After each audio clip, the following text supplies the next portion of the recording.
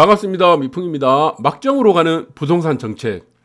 한 나라의 정책이란 것은 최소한 5년, 10년 그리고 다음 세대를 보고 정책을 짜야 되는 겁니다. 그런데 현재의 정책들은 전부 표와 연동된 정책들이다. 그래서 이 표들이 나한테 유리하면 쓰는 정책이고 나한테 불리하면 언제든지 바꾸는 정책이 되다 보니까 일관성이 하나도 없습니다. 그래서 참으로 안타까운 일들이 계속 지금 벌어지고 있는데 저는 최근에 가장 안타까운 일이 뉴스가 이겁니다. 지금 부동산을 얘기하기 전에 이거는 정말 우리 다음 세대들한테 치명적인 일이거든요. 자, 중앙일보 기사를 보니까 일본 오염수 치밀한 2년 계획 미 IAEA 우군으로 만들었다라는 내용입니다. 그래서 일본과 가장 인접한 국가가 한국입니다. 한국에 대해서 이 원전의 오염수를 어떻게 처리할 것인지에 대해서 단 한 번이라도 의논을 한 적이 없습니다. 그러니까 한마디로 그냥 패싱이에요. 왜 한국을 그냥 다 배제를 해버렸죠? 네, 여기에는 이유가 있습니다. 한국은 패싱해도 된다는 생각을 전 세계 국가들이 다 하고 있는 것 같아요. 그래서 이것은 정치 지도자, 우리나라를 이끌어가는 대한민국을 이끌어가는 지도자, 대통령이 얼마나 지금 참 이게 한심하게 보는 건지 그 대목을 볼 수가 있습니다. 그러면 일본이 왜 지금 이런 오염수를 한국에 무단으로 허락도 받지 않고 방류를 하느냐? 이것은 여기서 찾을 수 있는 거죠.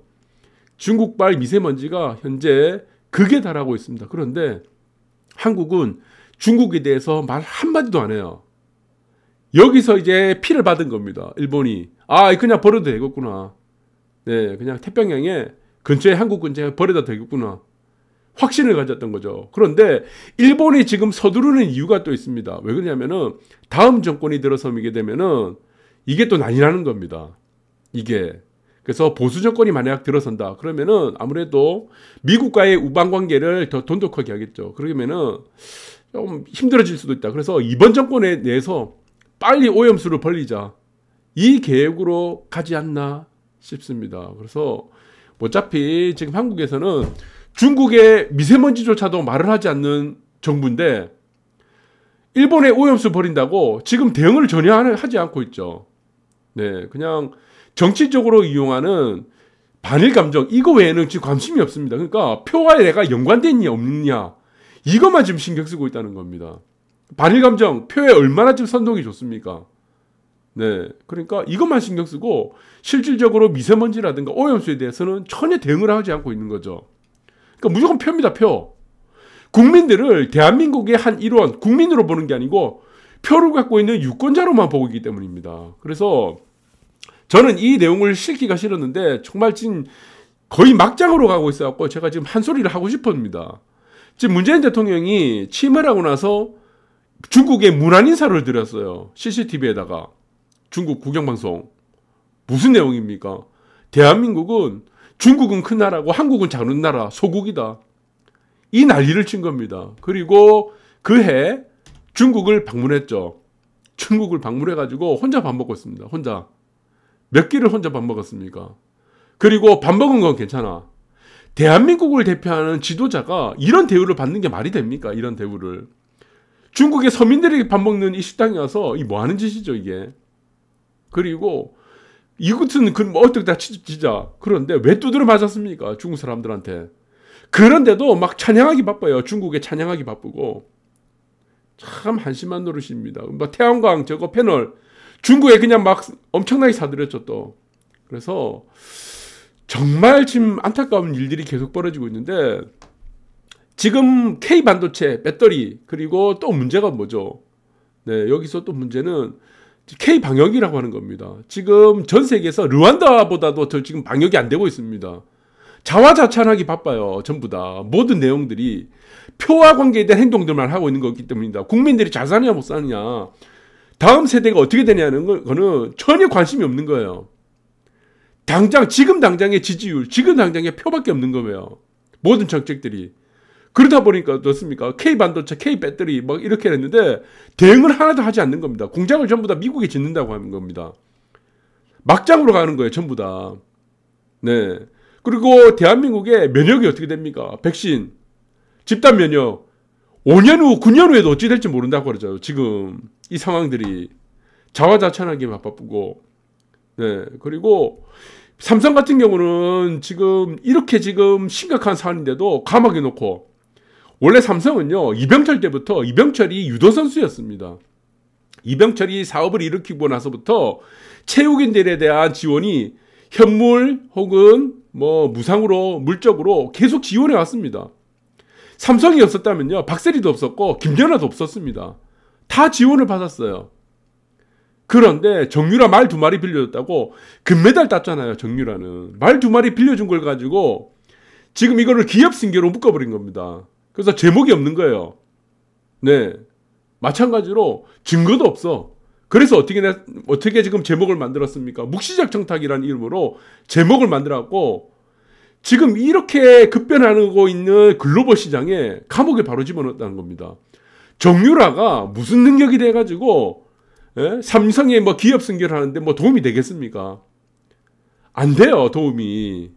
이거는 아시겠지만 박근혜 때도 몰랐어요. 박근혜도 몰랐던 사실이라고 그러잖아요. 박근혜가 뭐 몇천조 뭐 가지고 있다 뜯어보니까 통장에 영원이야. 잔고가 없는 거예요. 억지적으로 그냥 자기들 입맛에 맞춰가지고 촛불혁명, 촛불정부라는 이름으로 그냥 다 집어넣었던 겁니다. 대응이 하나도 안 돼. 그래서 저는 너무나 안타깝습니다. 이렇게 지금 정책들이 너무나 막장으로 가다 보니까. 그리고 현 정권이 들어섰을 때 집을 파는 정책을 구사했죠. 집을 파시라. 그리고 다주택자들에게 어떻습니까? 혜택을 줬죠. 세제 혜택, 양도세 혜택을 준다 그래서 다주택자 매물을 다 잠궈버렸습니다. 여기서 썼던 정책이 무엇입니까? 집을 팔지 마라 정책이었죠. 결국에는 집을 팔아라가 아니고 집을 못 팔게 만들었고 서민들에게는 집을 사지 말라는 거였습니다. 네, 여러분들이 잘 아실 거고, 저는 그래서 이렇게 봅니다. 지금 이제 정책들이 크게 변하고 있습니다. 네, 부동산 정책들이 막장으로 또 변하고 있어요. 어떻게 변하냐 보니까 현재는 어떻게 됐습니까? 현 정권이 들어섰을 때 정책은 여기서 보시면은 수요 곡선이죠. 예, 여기 D 곡선, 디맨드, 공급 곡선, 예, S 서플라이 곡선이죠. 그래서 수요와 공급이 만나는 곳이 어떻습니까? 이 균형. 이곳이 어떻게 됩니까? 가격이 되죠. 여기가. 네, 그런데 현 정권이 들어왔을 때 어떻게 됐냐?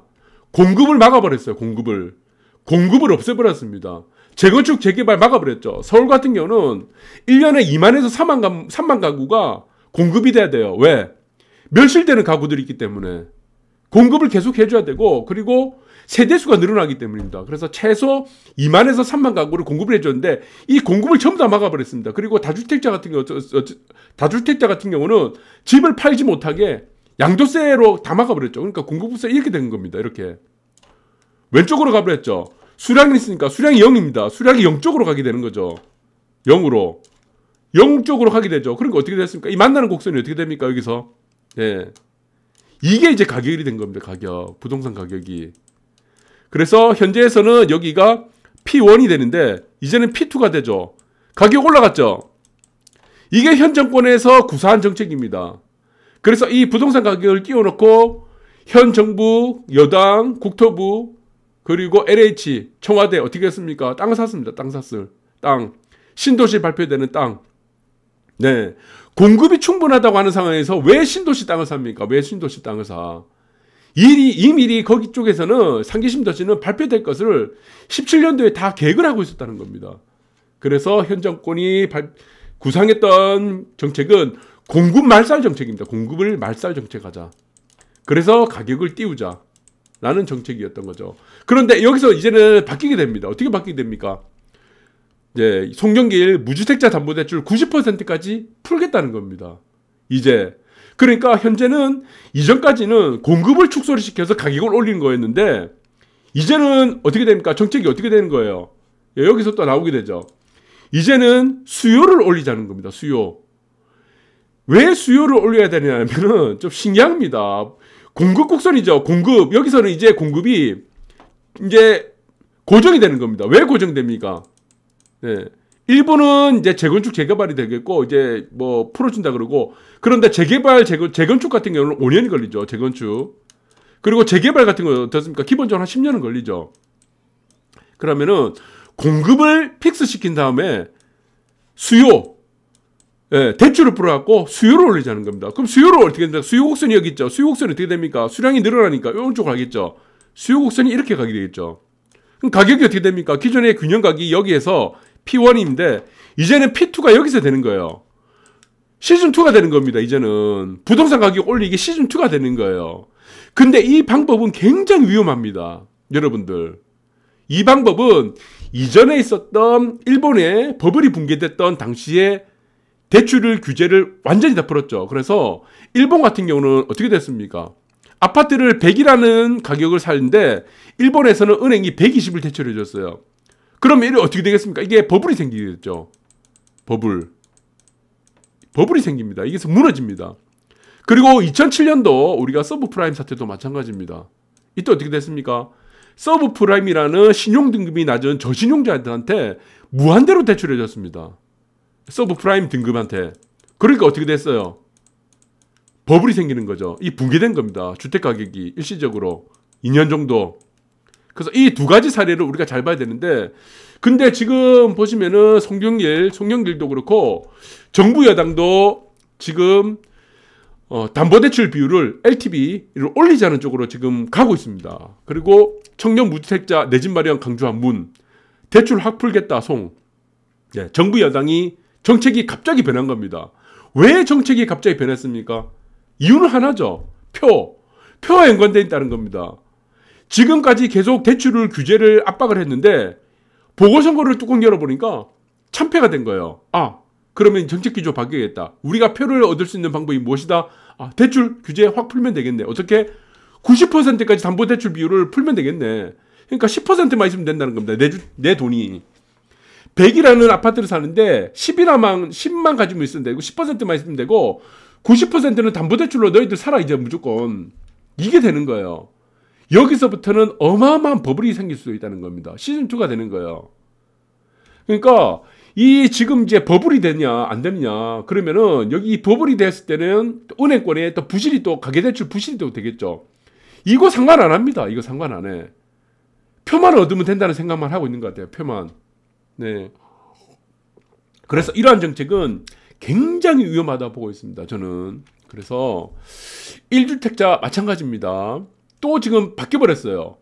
그렇게 공시지가 현실화율 90%를 맞춘다고 했다가 이제는 어떻습니까? 정부, 여당, 그리고 기재부도 마찬가지고 기재부와 행안부 전부 다 어떻게 됩니까? 공시지가 낮춘다 그래요. 네, 검토하겠다는 겁니다. 낮춘다는 거에 바로 검토하겠다는 거죠. 그런데 여기서 보시면 1주택자 보유세 감면 검토를 올 6월 달은 무조건 내라는 겁니다. 올 6월 달까지는. 네, 그래서 이거는 변동사항이 없는데 다음에 내년부터는 보유세는 감면해 주겠다. 재산세, 종부세 이렇게 가는 겁니다. 그러니까 이전에는 왜 지금 6월 달은 종부세를 깎아줄 수 없냐 그러면은 이미 참패가 된 거예요. 보궐선거. 다음에는 대선 있잖아요. 대선 앞에서 지금 재산세, 보유세, 재산세 있죠. 종부세 깎아주면은 이것을 표로 당기는 효과가 극대로 나타날 수 있다는 그 계산을 한 겁니다. 미리 지금 보유세를, 재산세, 종부세를 감면해 줄 필요가 없다는 겁니다. 정부 여당 입장에서는요. 그렇게 생각하는 것 같아요. 그런데 이것은 저는 완전히 잘못된 거죠. 보유세다. 그래서 공시지가 그리고 여기에 연동되는 재산세와 종부세가 있는데 종부세라는 것은 지난 시간에도 계속 언급해드렸지만 상위 1%에 해당하는 세금입니다. 상위 1%. 그리고 여러분들이 잘 아시겠지만 종부세를 만든 근본적인 우리가 법적 검토가 무엇이었습니까? 투기 억제예요. 1주택자가 무슨 투기를 합니까? 1주택자가. 그리고 어떻게 1%가 넘어가서 4배, 5배가 됩니까? 이 종부세 대상이. 그래서 이거는 사실은 위헌적인 요소가 굉장히 강합니다. 종부세는. 네, 여러분들 잘 아셔야 됩니다. 그런데 뭐 위헌이든 아니든 이게 뭐 불법이든 뭐 잘못된 정책, 잘못된 이거 세금이든 상관없어. 지금 현 정권에서 보면은 이것이 바로 표와 어떻게 연관되느냐.